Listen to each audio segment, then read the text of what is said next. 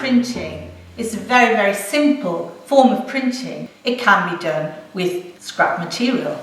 Now, working within the theme, which is the Ethiopian cultural unit of work, Ethiopia is an extraordinarily rich environment. In my sketchbook, I've got an image there which is an abstracted image based on the bamboo scaffolding. I've also got an image which captures the rather lush quality of Ethiopian environment. And I'm going to be working on a card surface. We've got a range of resource materials, things you could pick up out of the garden, cuts of string, rope, stuff that we picked up from scrap store, some polyprint material which I'm going to use as a starting point. We've got two kinds of glues.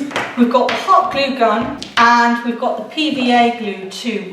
What are the risk assessment issues? Well, immediately we would think hot glue gun, health and safety there. It's very hot. You don't want to get it next to your skin, it burns through. So you must have a stand.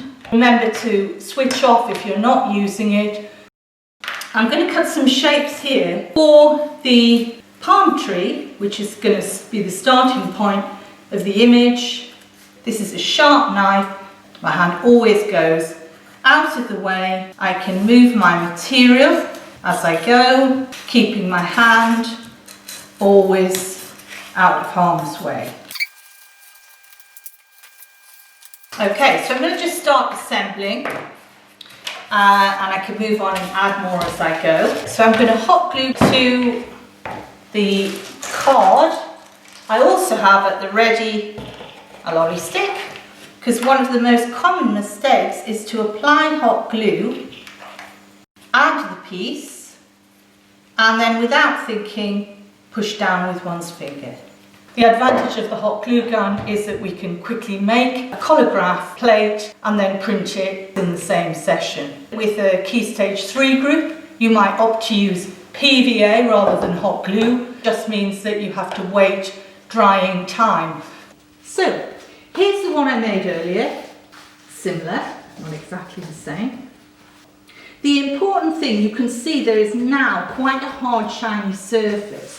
So this was created in probably about an hour, and then I added the PVA and that dried again in another couple of hours.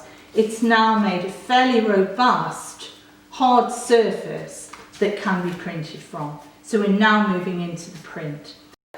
I'm going to use two methods, and that is hand application and roller application.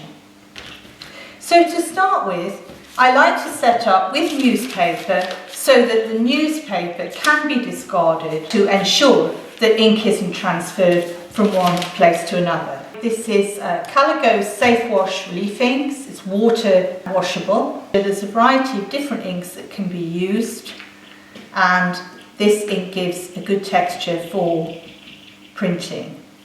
So we want to keep the ink fairly sparing. What you need to hear is that tap sound. I'm going to turn this onto this tissue paper and turn it over. You get a lot more pressure by applying to the paper than you do by applying to the block.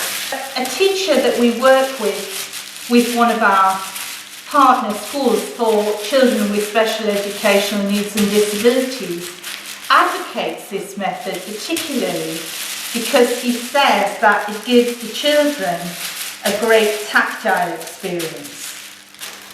What I'm going to do now is re-ink the block, and this time I'm going to apply it to some white paper.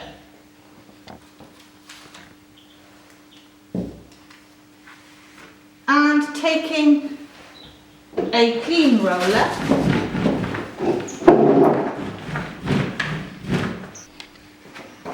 got a strong image with some abstract qualities.